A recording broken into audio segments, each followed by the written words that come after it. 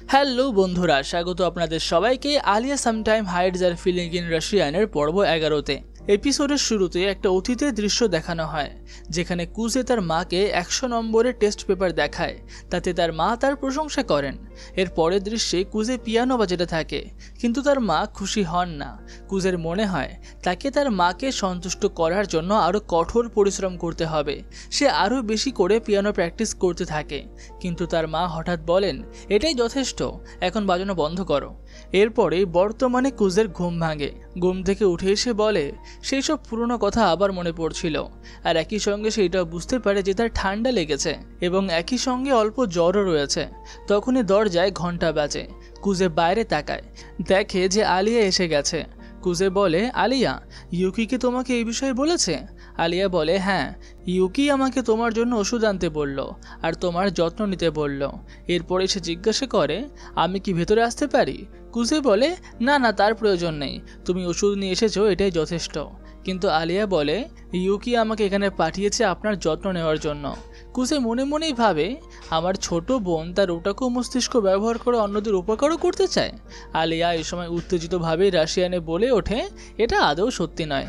এরপরে তারা দুজনে ঘরে ঢোকে। কুজে বলে, তোমার নার্ভাস হওয়ার কোনো দরকার নেই। আলিয়া বলে, না না, তেমন কিছুই না, একটু অস্বস্তি লাগছে।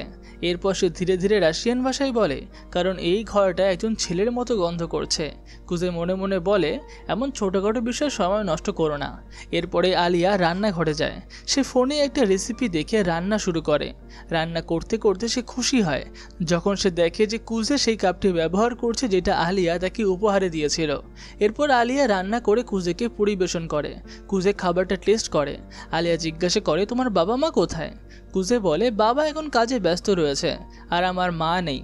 এরপরেই সে খাবার খেয়ে আলিয়াকে ধন্যবাদ জানায় এবং বলে, আমি এখন ঘুমাতে যাচ্ছি, তুমি বাড়ি ফিরে যেতে পারো।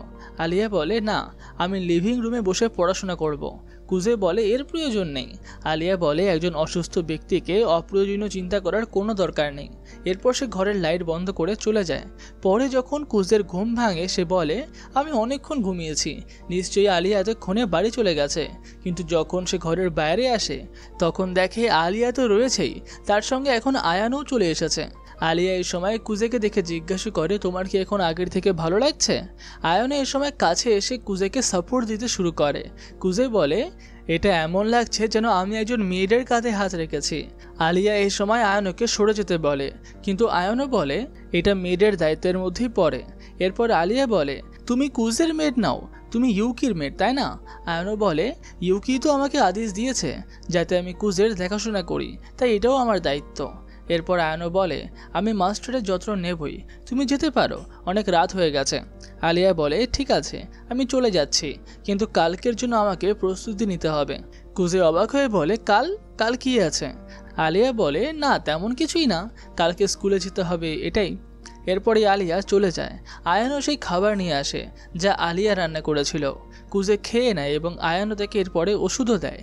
আর এখন খাবার খাওয়ার পরেই কুজের ঘুম পেয়ে যায়।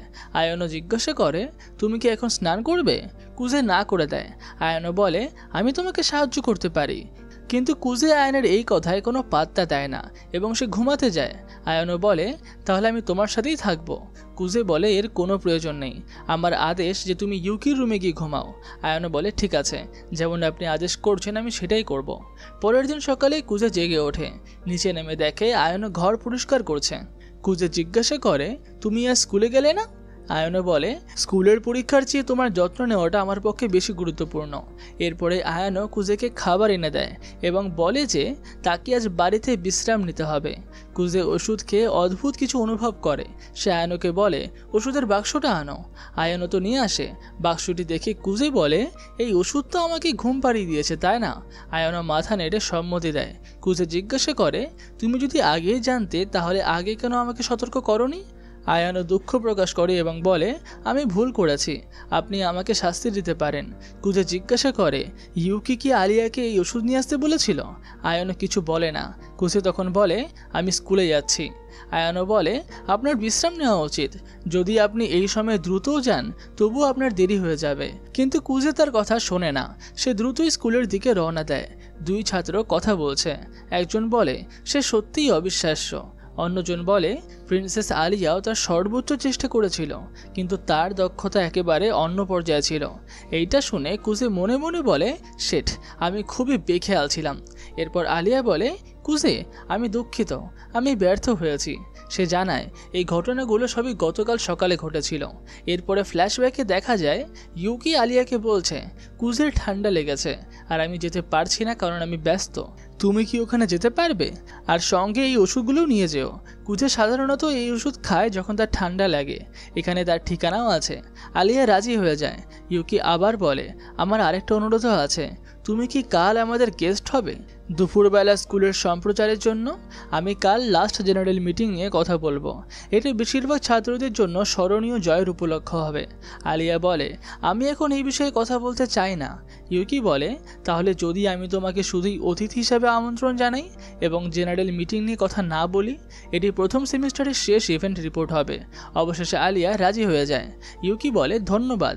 যাই হোক, তুমি আর কুজে সত্যিই কি সেই জেনারেল মিটিংয়ের জয়কে বাতিল করতে চেয়েছিলে? আলিয়া অবাক হয়ে বলে, আমি অবাক যে তুমি এটা খেয়াল করেছো। ইউকি বলে, হ্যাঁ, আমি শুনেছি কিছু সময় ধরে নোনোয়া জেনারেল মিটিংয়ের প্রতারণা করেছিল। তারপরে সে হেসে বলে, তুমি এত নির্ভর কিভাবে থাকতে পারো? সে অদ্ভুতভাবে হাসে, যা দেখে আলিয়া অবাক হয়ে যায়। ইউকি বলে, তুমি খুবই বেখেয়াল। আমি তোমাকে একটা পরামর্শ দিতে চাই। আলিয়া বলে, তাহলে কি এর মানে তোমার অতিথি হওয়া বাতিল? ইউকি বলে, তুমি বুঝতে পেরেছ। যখন আমি তোমার সঙ্গে কথা বলতে এসেছিলাম এবং কুজে অসুস্থ ছিল, তখনই তোমার সতর্ক হওয়া উচিত ছিল। আলিয়া হতবাক হয়ে বলে, এটা কি বলছো?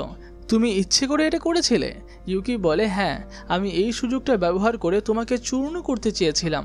আলিয়া রাগান্বিত হয়ে বলে, তুমি ভেবেছিলে আমি একা থাকবো আর তুমি আমাকে সহজেই হারাতে পারবে, তাই তুমি কুজেকে ঘুমের ওষুধ দিয়ে ঘুম পাড়িয়ে রেখেছিলে। তুমি আমাকে খাটো করছো। ইউকি ঠান্ডা স্বরে বলে, তুমি যদি কুজেকে নির্ভর করতে চাও তাহলে আমার সমস্যা নেই। আলিয়া দৃঢ়ভাবে বলে, তার প্রয়োজন নেই, আমি তোমার বোঝা বাড়াতে চাই না। ইউকি হাসতে হাসতে বলে, ঠিক আছে, তবে আমি তোমার পারফরমেন্স দেখার জন্য অপেক্ষা করব। বর্তমান দৃশ্যে আলিয়া হতাশভাবে বলে, আমি পুরো চেষ্টা করেছিলাম আর আজ স্কুলের শেষে সব কিছু বদলে গেল। এরপর আবার ফ্ল্যাশব্যাক দেখা যায় যখন ইউকি বলছে, আলিয়া, আমাকে ক্ষমা করো। আলিয়া অবাক হয়ে বলে, কি হয়েছে? ইউকি ভাঙা কণ্ঠে বলে, যেভাবে আমি তোমার সঙ্গে গতকাল আচরণ করেছি তার জন্য আমি দুঃখিত। তুমি আমার জন্য খুবই গুরুত্বপূর্ণ বন্ধু আর আমি তোমার বন্ধুত্ব হারাতে চাই না। আমি লজ্জিত। আলিয়া শান্তভাবে বলে, এটা যথেষ্ট, মাথা উঁচু করো। ইউকি কৃতজ্ঞভাবে বলে, এর মানে কি তুমি আমাকে ক্ষমা করবে? আলিয়া হেসে মাথা নাড়ে। ইউকি বলে, ধন্যবাদ। এটা এক ধরনের অজুহাত শোনাবে, কিন্তু আমার প্রেসিডেন্ট নির্বাচনে জেতার একটা বড় কারণ আছে। আমার একটা বড় ভাই ছিল, সে সব কিছুতে আমাকে ছাড়িয়ে দিত। আমার বাবা মা এবং দাদা দিদিরা সবসময় ভাবতেন সে হবে আমার পরিবারের বড় উত্তরাধিকারী, কিন্তু সে এখন আর নেই, আর তার জায়গায় আমাকে কঠোর পরিশ্রম করতে হয়েছে। আলিয়া কিছুটা বিষণ্ণ হয়ে যায়। তখনই একজন ছেলে হাত নাড়ে। ইউকি বলে, এখন শুরু করার সময় হয়ে গেছে। ইউকি জিজ্ঞাসা করে, আলিয়া, তুমি কেন স্টুডেন্ট কাউন্সিল প্রেসিডেন্ট হতে চাও? এরপরে ইউকির বক্তৃতার সময় হয়ে যায়। সে শুরু করে, গুড আফটারনুন, আমি স্টুডেন্ট কাউন্সিল পিআর অফিসার ইউকি সুও। আমি আজ আমাদের স্টুডেন্ট কাউন্সিলের কার্যক্রমের একটি আপডেট দেব। আমার সঙ্গে একজন অসাধারণ অতিথি আছেন। তখন আলিয়া বলে, আমি কুজো আলিয়া, স্টুডেন্ট কাউন্সিলের ট্রেজারার। বর্তমানে আলিয়া হতাশ কণ্ঠে বলে, তারপর সবকিছুই খারাপের দিকেই গেল। কুজে মনে মনে বলে, এটা নিষ্ঠুর। সে ইচ্ছে করে চ্যালেঞ্জ জুড়ে দিয়েছে।